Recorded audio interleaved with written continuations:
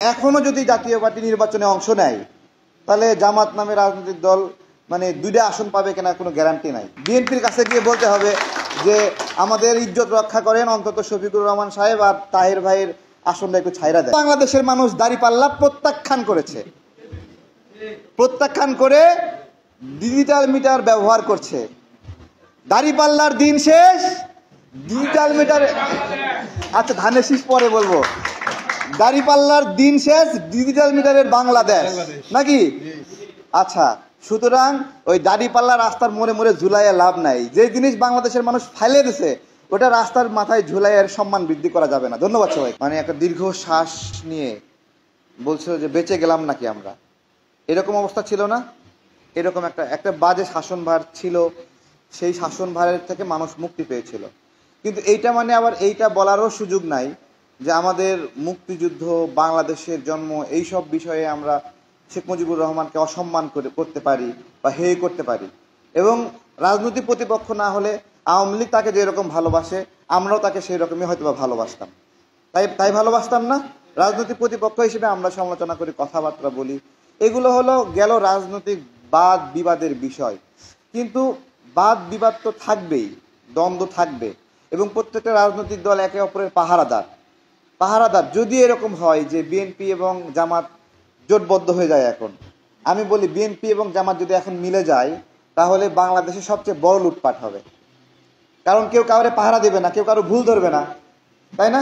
তাহলে আপনার হলো দেশের স্বার্থে হলেও এই সমালোচনা, এই লড়াই জারি রাখতে হবে। রাজনৈতিক দলগুলো পরস্পর লড়াই করে আর দেশ মাঝখান থেকে আগায় যায়, দুই দ্বন্দ্বের মাঝখান থেকে। তো এইটা একটা সাধারণ বিষয়।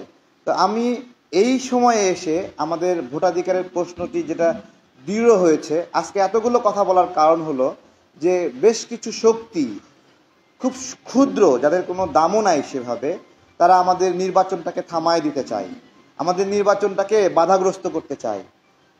তো আমরা আপনাদেরকে বলি, আপনারা গুনেন এই পর্যন্ত আপনারা এখন পর্যন্ত কতজন এমপি হয়েছেন, কতজন? সব মিলিয়ে আপনাদের পুরা 53 বছরের ইতিহাস এক জায়গায় করলেও আপনার হলো জাতীয় পার্টির যতজন এমপি হয়েছে আপনারা অতজন এমপি হন নাই, তাই নয়? ততজন এমপি হয় নাই, তার আশেপাশেও না, কিছুই না, অর্ধেকও না, 10 ভাগের 1 ভাগও না। এবং এখনো যদি জাতীয় পার্টি নির্বাচনে অংশ নেয় তাহলে জামাত নামে রাজনৈতিক দল মানে 2টা আসন পাবে কিনা কোনো গ্যারান্টি নাই। বিএনপির কাছে গিয়ে বলতে হবে যে আমাদের ইজ্জত রক্ষা করেন, অন্তত শফিকুর রহমান সাহেব আর তাহের ভাইয়ের আসনটা একটু ছাইরা দেন, এরকম করতে হবে। তো এই যাদের রাজনৈতিক অবস্থা, তারা মানে সকালে একবার বিএনপিকে আসার মারে, বিকেলে একবার বিএনপিকে আসার মারে, ঠিক আছে? দায়ের চেয়ে আসারই বড়, এরকম একটা ঘটনা ঘটে যাচ্ছে। তো বিষয় এই না, আমাদের এই আলোচনাগুলো যে আপনারা কত বড় মানে হলো তালেবর, কত বড় হয়ে গেছেন, তাহলে নির্বাচনে আসতে কেন ভয় পান? আপনাদের আচার আচরণ, কথাবার্তায়, আকার ইঙ্গিতে এমনটা বোঝা যাচ্ছে যে নির্বাচন আরেকটু পরে হলে আপনাদের জন্য সুবিধা হয়। তাহলে এত বড় শক্তি আপনারা হয়ে গেছেন, আপনারা বলছেন যে নির্বাচন পরে গেলে শক্তি হয়। আমি আপনাদেরকে সর্বশেষ একটা কথা বলে শেষ করব। আচ্ছা, আপনারা বলেন তো, দাঁড়িপাল্লা বাদ হয়ে গেছে কেন? দাঁড়িপাল্লা বাতিল হয়েছে কেন? মানে দাঁড়িপাল্লা বাংলাদেশের মানুষ আর ব্যবহার করে না কেন? না, দাঁড়িপাল্লার মাপ সঠিক না।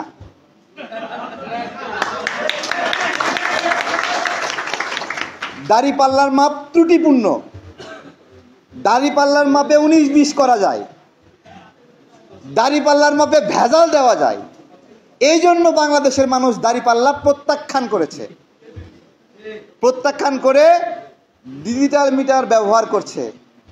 দাঁড়িপাল্লার দিন শেষ, ডিজিটাল মিটার আচ্ছা ধানের শীষ পরে বলবো। দাঁড়িপাল্লার দিন শেষ, ডিজিটাল মিটারের বাংলাদেশ নাকি? আচ্ছা, সুতরাং ওই দাঁড়িপাল্লা রাস্তার মোড়ে মোড়ে ঝুলাইয়া লাভ নাই। যে জিনিস বাংলাদেশের মানুষ ফেলে দিছে ওটা রাস্তার মাথায় ঝুলাইয়ের সম্মান বৃদ্ধি করা যাবে না। ধন্যবাদ সবাইকে।